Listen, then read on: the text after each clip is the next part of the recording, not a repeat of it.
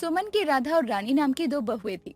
सोचने वाली बात तो ये थी कि दोनों बहुएं जुड़वा थी, जिस कारण उनके माँ बाप ने उनका नाम भी ऐसा रखा जिसे सुनकर लगता था जैसे दोनों एक हों। एक दिन दोपहर के समय सुमन खाना खाने जा रही थी, तभी उसकी पड़ोसन शांति वहाँ आती है। सुमन, मुझे बहुत भूख लगी है। क्या तेरे घर कुछ खाने को मिलेगा? हाँ हाँ, क्यों नहीं। मैं बस खाने के लिए ही जा रही थी, तो बिल्कुल सही समय पे आई है। चल दोनों साथ में खाते हैं। तू सच बोल रही है? कहीं तुझे कम तो नहीं पड़ेगा ना?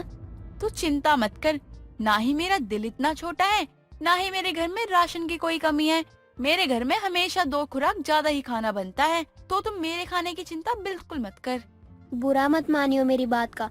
मैंने तो बस ऐसे ही बोल दिया, क्योंकि सबके घर में हिसाब किताब से खाना बनता है।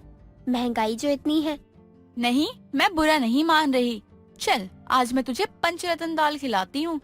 तू भी क्या याद करेगी, मैंने कोई अच्छी चीज खाई थी सुमन के घर पर। क्या बोला तूने? पंचरत्न दाल? ये कैसी दाल है? मैंने तो आज तक इसका नाम भी नहीं सुना। खाना तो दूर की बात है। अरे कोई बात नहीं, नाम नहीं सुना तो क्या हुआ, आज खा कर देख लियो कि पंचरत्न दाल कैसी होती है। सुमन शांति के साथ डाइनिंग टेबल पर बैठ जाती है और अपनी बहू को खाना लाने को बोलती है। कुछ देर के बाद में उसकी बड़ी बहू राधा दोनों के लिए खाने की थाली लेकर उनके पास आती है। बहू, तू तो सिर्फ दाल चावल लेकर आई है। शांति को चावल कम पसंद है। रसोई में जाकर छोटी बहू को बोल दे कि वो 4 रोटियां सेक देगी। जी माँ जी, अभी बोल देती हूँ। वैसे बोलना क्या, मैं ही बना देती हूँ। नहीं नहीं, तू मत बना। एक काम कर, तू छोटी बहू को ही बोल दे। तब तक तू रसोई का काम निपटा लियो, वरना तुम दोनों को खाना खाने में देर हो जाएगी, और खाने में देरी करना बिल्कुल ठीक नहीं है। जी ठीक है माँ जी, मैं अभी छोटी को कहती हूँ कि वो रोटी बना देगी। छोटी, जब तक मैं झूठे बर्तन धो लेती हूँ। बाहर माँ जी की कोई सहेली आई है जो कि रोटी मांग रही है। माँ जी तुम्हें उनके लिए रोटी बनाने को बोल रही है। ठीक है दीदी, अभी बना देती हूँ।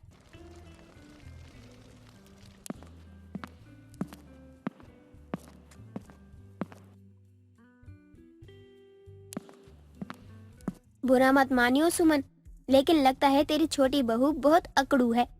उसे तेरी कही हुई किसी बात की कोई कदर नहीं है। शांति, तू ऐसा क्यों बोल रही है? मैंने जो भी अपनी बहू को कहा, उसने वही तो किया है। कहाँ किया है? तूने रोटी लाने को किससे कहा था? अपनी छोटी बहू से। लेकिन लेकर कौन आया है? तेरी बड़ी बहू।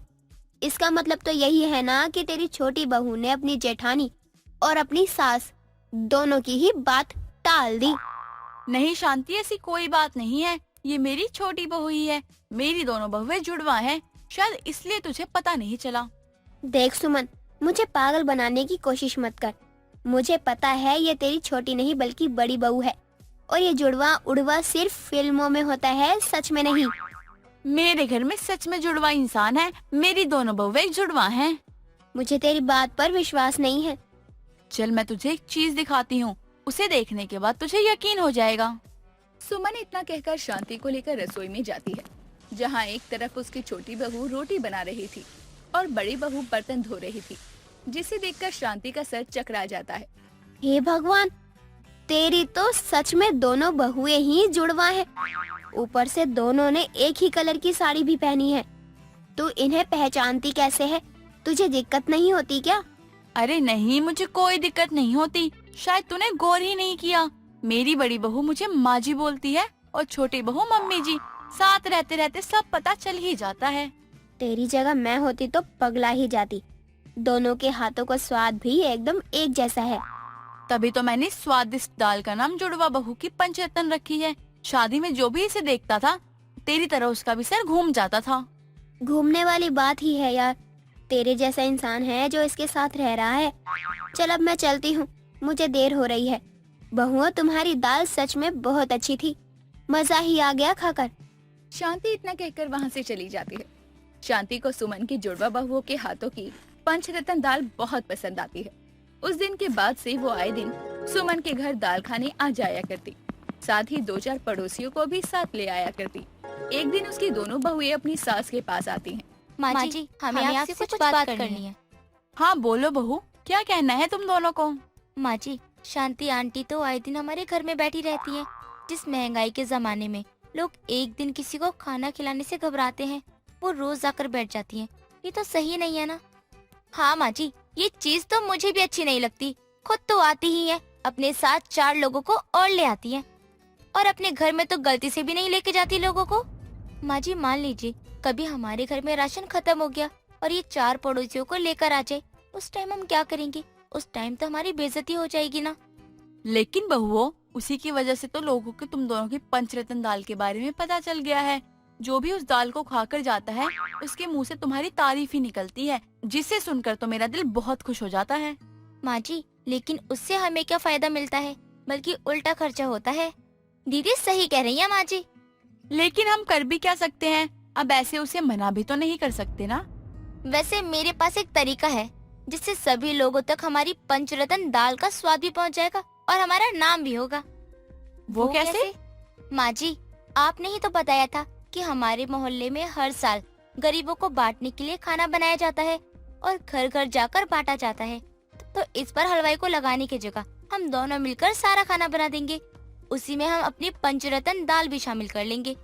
इससे हमारी दाल का स्वाद भी सब तक पहुंच जाएगा और सबके हलवाई को देने वाले पैसे भी बच जाएंगे, जिसके बाद लोग आपकी बहुत तारीफ करेंगे। हाँ माँ जी मान जाइए, मौका अच्छा है, मोहल्ले वाले आपको पहले से भी ज्यादा सम्मान देने लगेंगे। वैसे आइडिया तो बहुत अच्छा है, मुझे इससे कोई परेशानी नहीं है। सभी लोग इस बात को सुनकर बहुत खुश हो जाएंगे, क्योंकि किसी की भी बहुएं इतनी मदद नहीं करती हैं आगे बढ़ने में। उस टाइम अगर मेरी बहुएं सारा खाना बनाएंगी, सबकी आंखें तो खुली की खुली रह जाएंगी। जी माँ जी। सुमन अपनी दोनों बहुओं की बात मान लेती। दिन बीतते हैं और जैसे ही मोहल्ले में खाना बनाने की बात आती है, सुमन अपनी दोनों बहुओं का नाम बोल देती है, जिसे सुनकर सब खुश हो जाते हैं और उसके फैसले पर सहमति जताते हुए हामी भरते हैं। अगले दिन मोहल्ले में लगे पंडाल में राधा और रानी दोनों मिलकर खाना बनाने लगती है। कुछ समय के बाद दोनों मिलकर सारा खाना बनाती है।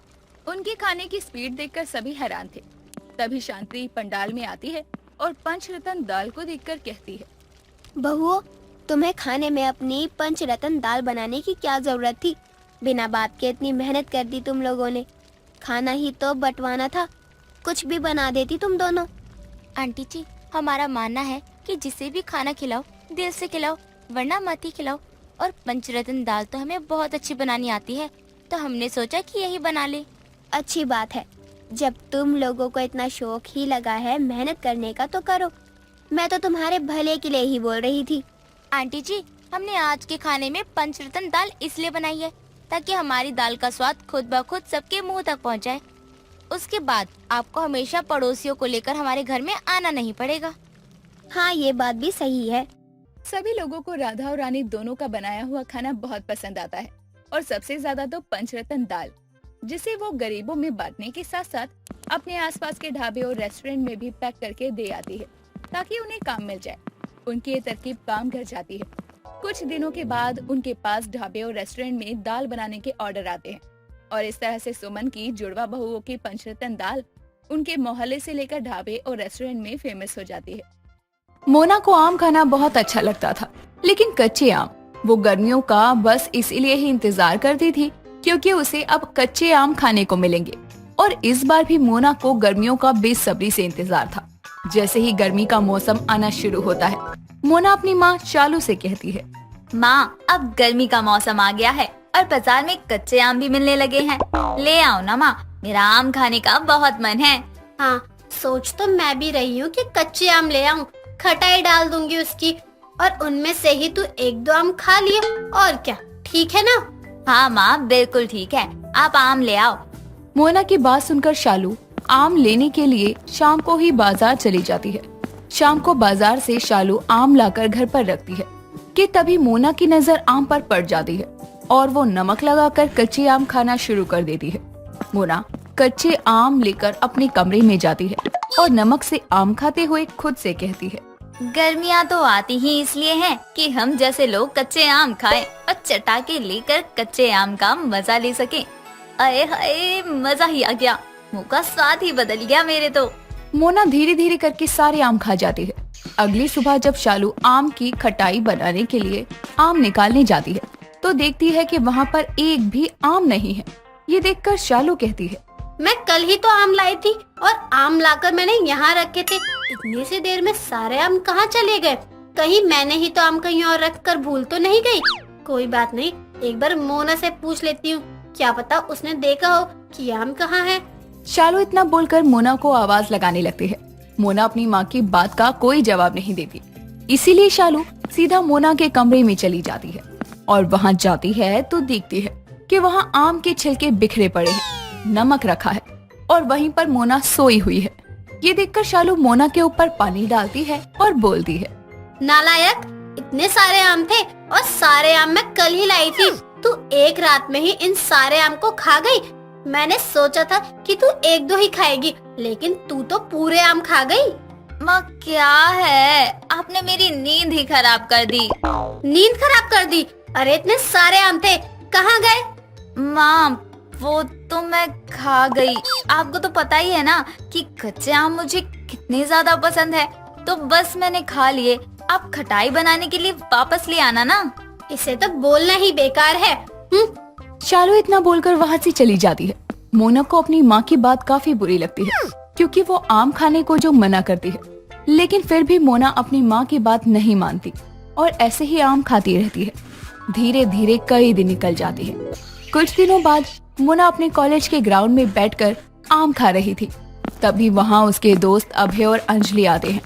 वो दोनों मोना को आम खाते हुए देखते हैं तो अभय कहता है, यार तू ये कच्चे आम कैसे खा लेती है? तुझे कच्चे आम खाता हुआ देखकर मेरे दांत खट्टे हो गए। हाँ सही बोल रहा है, मेरे भी दांत किटकिटाने लग गए। खा तू रही है और ऐसा लग रहा है कि मैंने ही आम की बाइट ली है। तुझे ये कच्चे आम खट्टे नहीं लगते हैं क्या? खट्टे नहीं, मुझे तो टेस्टी लगते हैं। खाओगे तुम? भाई पागल है, मैं नहीं खा सकती कच्चे आम। दांत कुछ खास तो नहीं दिए हैं भगवान ने, अब जो दिए हैं उनकी भी हालत बुरी तो कर नहीं सकती हूँ ना। अभय को दे कच्चे आम, वो खाएगा। अंजलि, तुझे अगर नहीं खाने हैं ना तो तू मत खा, लेकिन मुझे क्यों फंसा रही है? मैं क्या तुझे कोई लड़की दिखाई दे रहा हूँ जो खट्टी चीजें मजे लेके खाऊंगा? लड़की तू है तो तू खा खट्टे आम। पता नहीं किसने बोल दिया तुझे कि खट्टी चीजें बस लड़कियां ही खाती हैं। अब जो भी मेरी आंखों के आगे है ना, मैं वही कह रहा हूँ। मोना को ही देख ले, तुझे खुद पता चल जाएगा। पता क्या चलना है इसमें? मुझे आम पसंद है तो मैं खा रही हूँ।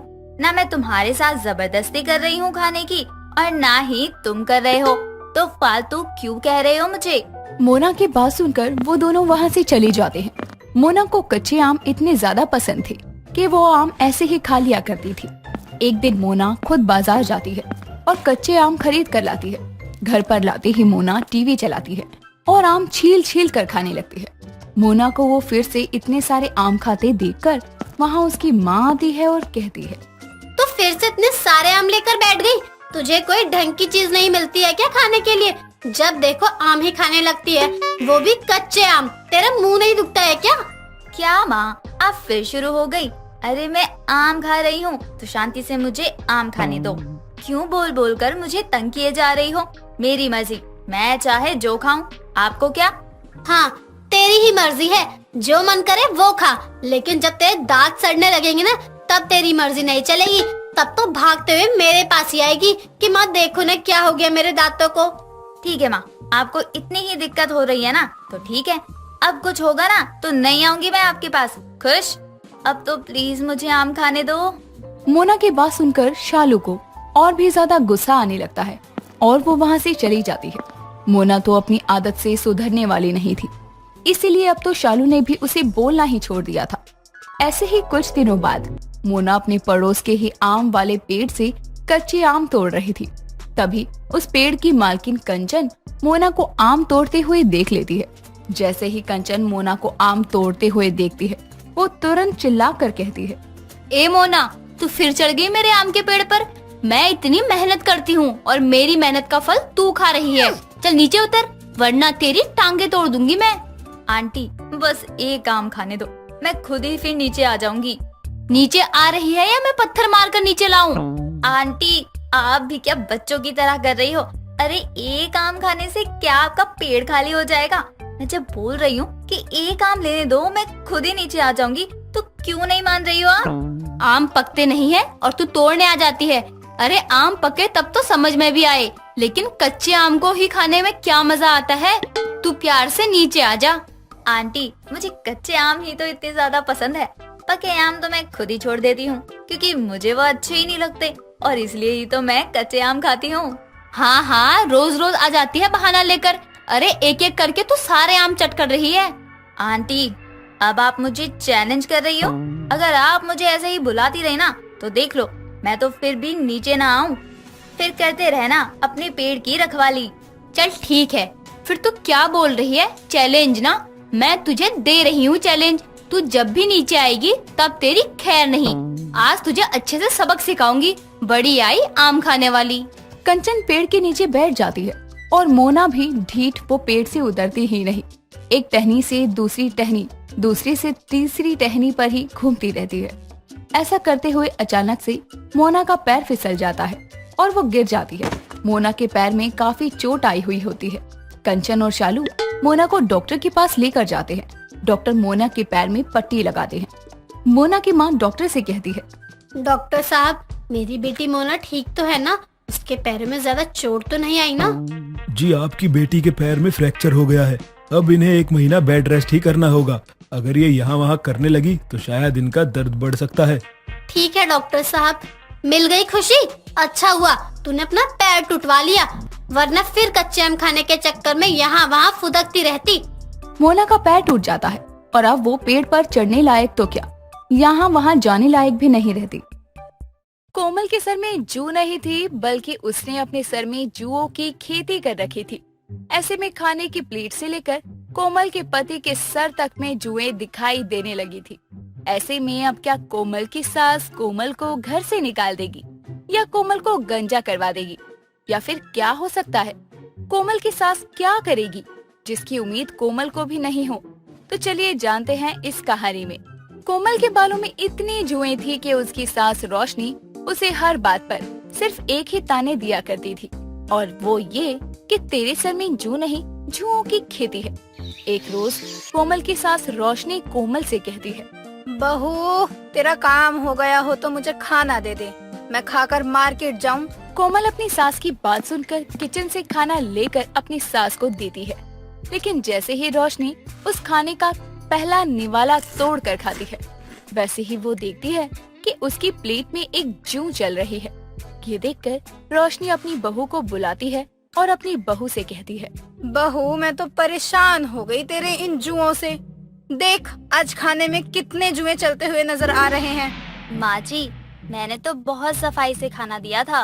वो तो मुझे दिख ही रहा है कि तूने कितनी सफाई से खाना बनाया है, लेकिन खुद को साफ रखना भूल गई। रोशनी जैसे ही खाना खाने बैठती है, वैसे ही उसकी प्लेट में जू चलती हुई नजर आती है और वो खाना छोड़कर अपनी पड़ोसन विमला के घर चली जाती है। इधर कोमल अपने बालों से जुएं निकाल निकाल कर मार रही थी, लेकिन कोमल के सर की जुएं कम होने का नाम ही नहीं ले रही थी। इधर विमला रोशनी से कहती है, रोशनी, मैं तो कहती हूँ तू अपनी बहू को गंजी करवा दे। बताओ, खाने तक में जू मिलना कितनी बड़ी बात है। अरे विमला बहन, वो माने तब ना, मैं तो करवा दूं उसे गंजा। अब तो मैं भी तेरे घर आना नहीं चाहती। 2 दिन पहले ही तेरे घर गई थी। तेरी बहू एक हाथ से जुए निकाल रही थी और उसी हाथ से खाना भी खा रही थी। मुझे देखकर ही अजीब होने लगा। मैं वहाँ से चली आई। हर कोई कोमल के सर की जुओं की खेती से परेशान था, और कोमल की सास रोशनी तो ज्यादा ही परेशान थी, क्योंकि उसके खाने तक में चलती हुई जुएं मिल जाया करती थी। एक रोज रोशनी का बेटा राकेश ऑफिस से जल्दी आता है। ये देखकर रोशनी अपने बेटे राकेश से कहती है, बेटा, आज तू ऑफिस से बड़ी जल्दी आ गया, कोई बात हो गई है क्या? माँ, आपको क्या बताऊँ क्यों मैं ऑफिस से जल्दी आ गया। आज मेरे ऑफिस में एक मीटिंग थी और वहाँ मेरे सर पर मेरे बॉस ने जुएं चलती हुई देख ली। हाय राम, मेरी बहू ने तो मेरी नाक ही कटवा कर रख दी है। अब ये हर जगह मेरी नाक कटवा कर ही रहेगी, तभी ये अपने सर से जुओं की खेती का निपटारा करेगी। फिर माँ, पता है बॉस ने मुझे क्या बोला सबके सामने? क्या बोला तुझे तेरे बॉस ने इस कुलच्छनी की वजह से? उन्होंने कहा, ये है हमारे ऑफिस के काबिल मैनेजर ऑफिसर राकेश, जिनके सर पर जुओं की खेती आपको देखने को मिल जाएगी। अब भी आप इनके माथे पर देखें कैसे जुए रेंगते हुए नजर आ रहे हैं। अब तो इसका कुछ करना ही होगा बेटा, तो इसके साथ सोया ही ना कर। कोमल के जुओं की खेती की वजह से उसकी सास तो अब बदनाम थी ही, लेकिन अब की बार राकेश को भी उसके बॉस ने मीटिंग में बुलाकर खूब बेइज्जत किया था। अब ऐसे में रोशनी कोमल के इस जुओं की खेती को निपटाने के लिए एक तरकीब बनाती है और अपनी पड़ोसन विमला के पास जाकर विमला से कहती है, मैंने क्या सोचा है कि अब की बार किसी न किसी बहाने से मैं इसके बाल काट दूंगी और हार कर इसे गंजा ही होना पड़ेगा। देख, इससे अच्छा उपाय तो ये है कि इसे अपने छत पर बैठा दे और जो हमारे छत पर बंदर आते हैं ना, वो इसे सीधा कर देंगे। कहीं वो इसे काट ले तो क्या होगा? अरे नहीं काटेंगे, तू इसे छत पर बंद कर दे और जब ये अपने जुओं को निकालने में लगी होगी, कोई न कोई बंदर इसे परेशान करेगा ही, तभी ये सुधरेगी भी। कोमल दिखने में तो बेहद सुंदर थी, लेकिन उसके सर में इतनी जुएं हो चुकी थी कि वो गिरती रहती थी। क्योंकि कोमल जितनी सुंदर थी उतनी साफ सफाई में वो नहीं रहा करती थी, जिस वजह से उसके सर में इतनी सारी जुएं हो चुकी थी। लेकिन अब कोमल की सास उसके सर के इस जुओं की खेती से परेशान थी। एक रोज रोशनी और कोमल पड़ोस की शादी में जाते हैं, जहां पहुंचकर रोशनी अपनी बहू कोमल से कहती है, देख बहू, यहाँ कोई ड्रामा मत कर दियो, जिससे सबको पता चल जाए कि तूने अपने सर में जुओं की खेती जमा रखी है। माँ जी, मैं ऐसा कुछ नहीं करूँगी जिससे आपकी बदनामी हो। ये कहकर जैसे ही रोशनी जाती है, उसके कुछ समय बाद ही कोमल के सर में खुजली होने लगती है। वो बहुत परेशान हो जाती है और अपने सर की खुजली को इग्नोर करने की कोशिश करती है। लेकिन कुछ समय बाद हर कोई कोमल को देखकर हैरान था, क्योंकि जब उसके सर में खुजली होती है तो वो अपने बालों को खोलकर गोल गोल घुमा घुमा कर नाचने लगती है। कभी दोनों हाथों से खुजली करते हुए नाचती है तो कभी बालों को घुमा घुमा कर नाचती है। ये देखकर रोशनी को उसकी पड़ोसन विमला कहती है, रोशनी, ये तेरी बहू पर काली माता तो नहीं आ गई है? देख कैसे अजीबोगरीब तरह से डांस कर रही है। ये क्या हो गया इस औरत को? इसने तो मेरी बदनामी कराने का जिम्मा ही ले रखा है। जा जाकर इसे रोक, देख कैसे सब देख रहे हैं, इसे समझाना रोशनी। अब रोशनी जैसे तैसे अपनी बहू को समझाकर डांस करने से रोकती है और उसे घर ले जाती है, जहां जाकर रोशनी अपनी बहू कोमल से कहती है, बहू, ये सब क्या था? तुझे शर्म नहीं आती? ऐसे कौन नाचता है? माँ जी, आपने कहा ना कि ऐसी वैसी कोई हरकत मत करियो, और पता भी है आपको, मुझे जुओं ने काटना शुरू कर दिया, जिसे छुपाने के लिए मुझे ऐसा डांस करना पड़ा। क्या तूने जुओं के काटने पर ऐसा डांस किया था? हाँ माँ जी, वरना मेरे सर में तो बहुत खुजली होने लगी थी, जिसे छुपाने के लिए मैंने ऐसा डांस किया। रोशनी तो अपनी बहू के इस जुओं की खेती से इतनी परेशान थी कि कहीं भी उसकी बहू कोमल जाती तो वो अपने उन जुओं से हर जगह कुछ न कुछ ऐसा करती, जिसे देखकर रोशनी का खूब मजाक बनता। लेकिन अब की बार कोमल के साथ कुछ ऐसा होने वाला था जिसका अंदाजा कोमल को नहीं था। अब जैसे ही कोमल अपनी छत पर कपड़े डालने जाती है, वहाँ वो कपड़े डालने के बाद अपने बालों से जुएं निकालने लगती है। लेकिन तभी रोशनी छत का गेट बंद कर देती है और तभी एक बंदर आता है और वो कोमल के कंधों पर बैठकर कोमल के सर से जुएं निकालने लगता है। ये देखकर कोमल डर जाती है और अपनी सास को आवाज देकर कहती है, माँ जी मुझे बचाओ, ये बंदर तो मुझे काट ही लेंगे। अब आएगा ना मजा। अब जैसे ही कोमल हिलने की कोशिश करती, बंदर उसे मारता और कोमल चुप होकर बैठ जाती। और करीब ऐसा ही 3 घंटों तक चलता है। कोमल बंदर के चंगुल में फंसी रहती है, लेकिन जब बंदर चला जाता है तब रोशनी भी गेट खोलकर हॉल में अनजान बनकर बैठ जाती है। तभी कोमल नीचे अपने बिखरे बालों के साथ आती है, जिसे देखकर कोमल की सास रोशनी कोमल से कहती है, बहू, ये क्या हुआ? किसने मारा? देख तो गालों पे एक कैसा निशान है। माँ जी, मुझे ऊपर बंदरों ने घेर लिया और मेरे जुए निकाल रहा था, और मैं जैसे ही हिली वो मुझे मारने लगता था। राम रे राम, देखो तो जरा मेरी बहू का क्या हाल कर दिया। दोनों गालों पर निशान हो गए तेरे तो। माँ जी, अब मैं कभी अपने बालों में जुओं की खेती नहीं उपजाऊंगी, मुझे बंदरों ने बहुत मारा है। मेरा आइडिया काम कर गया। क्या हाल बना दिया मेरी बहू का बंदरों ने। लेकिन आगे से इसे भी जुओं की खेती करने का शौक नहीं चढ़ेगा। इस इंसिडेंट के बाद कोमल अपने बालों को हर 2 दिन पर साफ करने लगती है। इतना ही नहीं, वो अपने जुओं की खेती को निपटाने के लिए दवा भी लगवाती है, जिसे देखकर विमला से एक रोज रोशनी कहती है, हमारा आइडिया काम कर गया बहन। बंदर की मार ने तो कोमल को सुधार ही दिया। देखो कैसे रोती हुई आई थी। मैं भी देख रही थी छत से, कैसे बंदर कोमल के हिलने पर उसे मारे जा रहा था। और कुछ समय बाद कोमल की ये जुओं की खेती पूरी तरह से निपट जाती है। और अगर उस बंदर ने कोमल को मारा नहीं होता तो शायद आज भी कोमल के बालों में जुओं की खेती जारी रहती।